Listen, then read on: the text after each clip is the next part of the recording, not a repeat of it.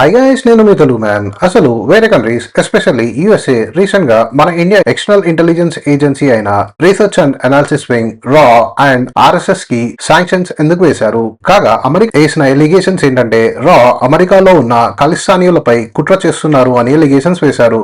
దీనికి response India దీన్ని పక్షవాతంతో ప్రేరేపితమైనది and భారతదేశాన్ని వక్రీకరించి చూపించే చిత్రంగా అభివర్ణించారు. అమెరికాలో హిందూ దేవాలయాలపై జరిగిన దాడులు భారత్ ప్రస్తావిస్తూ ముందుగా అమెరికాలోని పరిస్థితులు చూడండి అని సూచించింది. కాగా దీనికి స్టేటస్ ప్రెజెంట్ గా America state of department or white house వాళ్ళ రిపోర్ట్స్ కి మ్యాచ్ అవ్వలేదు అని అన్నారు. కానీ రీసెంట్ గా జరిగిన ఇన్సిడెంట్స్ ని ఒకసారి చూద్దాం రండి. వీడియో లాస్ట్ వరకు చూడండి. టాపిక్ చాలా ఇంట్రెస్టింగ్ అండ్ రియల్ ఫ్యాక్ట్స్ ఉన్నాయి. సరే విషయంలోకి వెళ్దాం. మార్చ్ 11న ఒక షాకింగ్ డెవలప్మెంట్ వెలుగులోకి వచ్చింది. మొత్తం 7 విదేశీయులు గత కొంతకాలంగా మయన్మార్ మరియు భారత ఈశాన్య రాష్ట్రాల్లో గోప్యంగా పనిచేస్తున్నారని సమాచారం బయటపడింది. వీరిలో డ్రోన్ టెక్నాలజీ మరియు పారామిలిటరీ ఆపరేషన్స్ లో నిపుణులు కూడా ఉన్నారు. ఈ వ్యక్తులు అమెరికాకి తిరిగి వెళ్తుండగా ఢిల్లీలో, లక్నోలో మరియు కోల్కతా ఎయిర్పోర్ట్స్ కు చేరుకునే సమయంలో భారత దర్యాప్తు సంస్థ ఎన్ఐఏ ముందుగానే అలర్ట్ అయ్యింది. ఒకే రోజులో 5గురిని ఢిల్లీలో, ఒకరిని లక్నోలో మరియు ఇంకొకరిని కోల్కతాలో అదుపులోకి తీసుకున్నారు.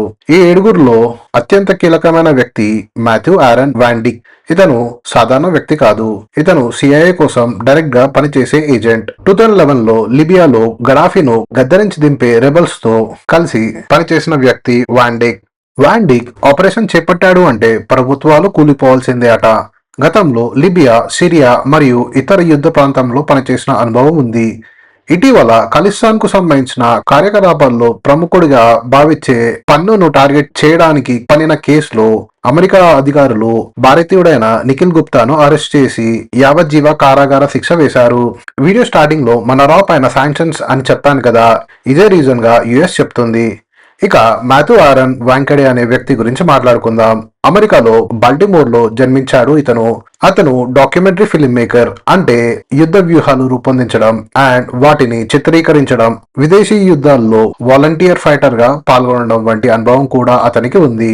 వివిధ దేశాల్లో ఉద్యమాల్లో ప్రేరేపించడం లేదా యుద్ధంలో నేరుగా పాల్గొనడం అతని కార్యకలాపాలలో భాగంగా ఉంటుంది. అతను అమెరికన్ ఇంటెలిజెన్స్ వ్యవస్థతో అనుబంధం ఉన్న మర్సనరీగా పనిచేస్తున్నాడని మనకి న్యూస్ వస్తుంది. ఏషియా ప్రాంత కార్యకలాపాలను సమన్వయం చేసే వ్యక్తిగా భావిస్తున్నారు. అతన్ని అదుపులోకి తీసుకున్న తర్వాత సిఐఏ అతనితో తమకు ఎలాంటి సంబంధం లేదని యుఎస్ ప్రకటించారు.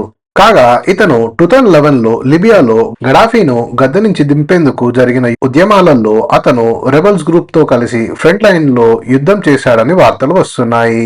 ఇదే సమయంలో అతను ఐసిస్ వంటి మిలిటెంట్ గ్రూప్ తో కూడా సంబంధాలు పెట్టుకున్నట్లు చెప్తున్నారు. కాగా లిబియాలో అరెస్ట్ అయి 6 నెలలు జైల్లో గడిపిన తర్వాత బయటకు వచ్చాడు. అండ్ 2011 నుంచి 2022 వరకు సిరియాలో జరిగిన యుద్ధాల్లో కూడా తను పాల్గొన్నట్లు మనకు తెలుస్తుంది.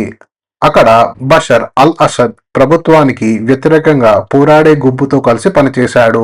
హయత్ తహీర్ అల్ షామ్ వంటి సంస్థలతో అతనికి సంబంధం ఉన్నట్లు చెబుతున్నారు. ఈ సంస్థ ఒక ఉగ్ర సంస్థ. ఈ క్రమంలో అసద్ ప్రభుత్వాన్ని బలహీనపరచడంలో అతను కీలక పాత్ర పోషించాడని అంటున్నారు. తర్వాత 2024లో యుక్రెయిన్ యుద్ధంలో కూడా అతను పాల్గొని రష్యాకు వ్యతిరేకంగా యుద్ధ వ్యూహాలను రూపొందించినట్లు సమాచారం.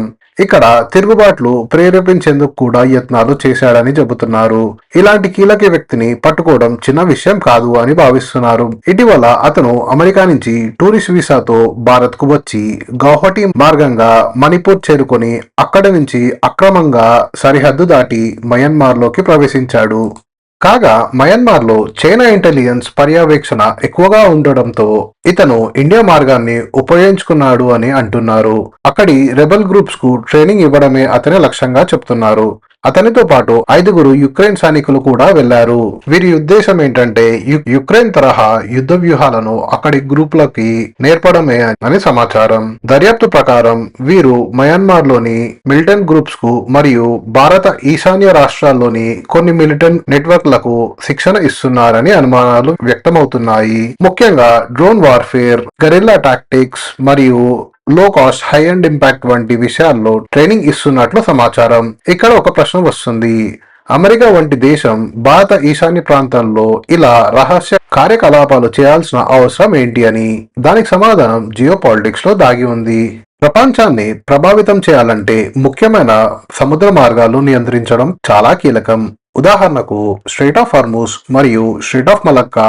మిడిల్ ఈస్ట్ నుంచి వచ్చే ఆయిల్ ఎక్కువగా ఈ మార్గం ద్వారానే ఆసియా దేశాలకు చేరుతుంది. ఈ మార్గంలో ఏదైనా బ్లాక్ అయితే ప్రపంచ ఆర్థిక వ్యవస్థ కుప్పకూలుతుంది. మొన్న స్ట్రెయిట్ ఆఫ్ హార్మూజ్ లో మనం ఆల్రెడీ చూసిందే. కాగా ఇప్పుడు ఫోకస్ అంతా బే ఆఫ్ బెంగాల్ పైకి జరిగింది. ఈ ప్రాంతం దగ్గర మయన్మార్, బంగ్లాదేశ్, ఇండియా ఉన్నాయి. ఇది స్ట్రాటజికల్ గా చాలా కీలకమైన జోన్. చైనా ఇప్పటికే ఈ ప్రాంతంలో తన ప్రభావాన్ని పెంచుతుంది. మయన్మార్ లోని క్వాన్ఫు పోర్ట్ చైనా కంట్రోల్లోనే ఉంది. ఈ పోర్ట్ నుంచి ఆల్రెడీ పైప్ లైన్ల ద్వారా చైనా ప్రత్యామ్నాయ ఆయిల్ రూట్లను సృష్టించుకుంది. ముఖ్యంగా స్ట్రెయిట్ ఆఫ్ మలక్కా బ్లాక్ అయిన మయన్మార్ ద్వారా చైనా ఆయిల్ సరఫరా కొనసాగిస్తుంది. అందుకే మయన్మార్ పై ఎవరి కంట్రోల్ ఉంటే వారికి ఈ ప్రాంతాన్ని అండ్ చైనాని కంట్రోల్ చేయొచ్చు. కాగా మయన్మార్ లో ప్రస్తుతం సైనిక పాలన నడుస్తుంది. దీనికి వ్యతిరేకంగా పలు తిరుగుబాట్లు గ్రూపులు పోరాడుతున్నాయి. వీటిల్లో ముఖ్యమైనది పీపుల్స్ డిఫెన్స్ ఫోర్స్. ఇలాంటి గ్రూపులకు బయట నుంచి సపోర్ట్ అందుతుందా అనేది ఇంకా క్లారిటీ లేదు. కానీ అనుమానాలు మాత్రం బలంగా ఉన్నాయి. దర్యాప్తు ప్రకారం ఈ విదేశీ వ్యక్తులు డ్రోన్ టెక్నాలజీపై ప్రత్యేక ట్రైనింగ్ ఇస్తున్నట్లు తెలుస్తుంది. ముఖ్యంగా ఎఫ్పివి డ్రోన్స్ అంటే ఫస్ట్ పర్సన్ డ్రోన్స్ అని అర్థం. ఇవి యుద్ధంలో చాలా ఎఫెక్టివ్ గా ఉపయోగపడుతున్నాయి. తక్కువ ఖర్చుతో పెద్ద నష్టం కలిగించే ఈ టెక్నాలజీ యుక్రెయిన్ యుద్ధంలో విస్తృతంగా ఉపయోగిస్తున్నారు. ఇదే టెక్నాలజీ ఇప్పుడు మయన్మార్ ప్రాంతంలో కూడా నేర్పిస్తున్నారు అనే అనుమానాలు ఉన్నాయి. ఇంకో కీలకమైన విషయం ఏంటంటే ఈ గ్రూపులు మయన్మార్ కే పరిమితం కాలేదు. భారత ఈశాన్య రాష్ట్రాలైన మణిపూర్, అస్సాం, నాగాలాండ్ ప్రాంతాల్లో కూడా విడిపోయే భావజలం ఉన్న గ్రూపులు ఉన్నాయి. అందులో ULFA and NSCN main groups. ULFA అంటే United Liberation Front of Assam. Assam వారసులను కేంద్ర ప్రభుత్వం దోచుకుంటుందని భారతదేశం నుండి విడిపోయి స్వాతంత్రంగా సోషలిస్ట్ అస్సాం ఏర్పాటు చేయాలనేది వీళ్ళ మెయిన్ లక్ష్యం. మరొక group NSCN national socialist council of Nagaland. వాళ్ళది కూడా సేమ్.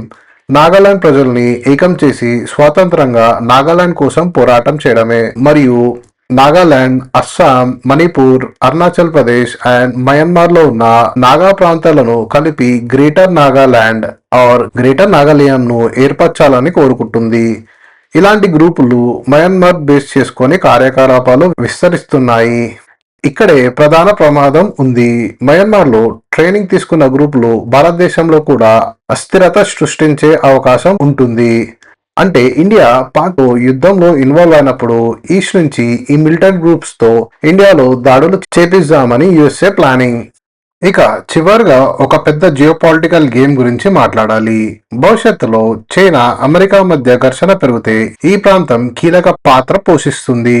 స్ట్రెయిట్ ఆఫ్ మలక్కాను బ్లాక్ చేయడం, చైనా ఆయిల్ సప్లైను కట్ చేయడం వంటి స్ట్రాటజీలు అప్పట్లో ఉపయోగపడవచ్చు. అలాంటి పరిస్థితుల్లో మయన్మార్ లో పట్టు ఉన్న దేశమే మొత్తం గేమ్ ను నియంత్రించే అవకాశం ఉంటుంది. ఈ నేపథ్యంలో ఈ 7 వ్యక్తుల అరెస్ట్ కేవలం ఒక సాధారణ సంఘటన కాదు. ఇది పెద్ద జియోపొలిటికల్ పజిల్లో ఒక చిన్న భాగం కూడా కావచ్చు. దర్యాప్తు పూర్తిగా అయ్యే వరకు పూర్తి నిజాలు బయటకి రావు. సో యుఎస్ రా అండ్ ఆర్ఎస్ఎస్ పై శాంక్షన్స్ వేయాలని అనుకున్న మెయిన్ రీజన్ ఇదేనా? ఏమో మరి. సరేగా ఈ వీడియో కింద మరి నా కంటెంట్ అండ్ అనాలిసిస్ మీకు నచ్చితే లైక్ అండ్ సబ్స్క్రైబ్ చేయడం మాత్రం మర్చిపోకండి. వీలైతే కామెంట్ కూడా చేయండి. ఈ న్యూస్ మీ ఫ్రెండ్స్ అండ్ ఫ్యామిలీకి కూడా షేర్ చేయండి. మరొక వీడియోలో కలుద్దాం మరి. బాయ్.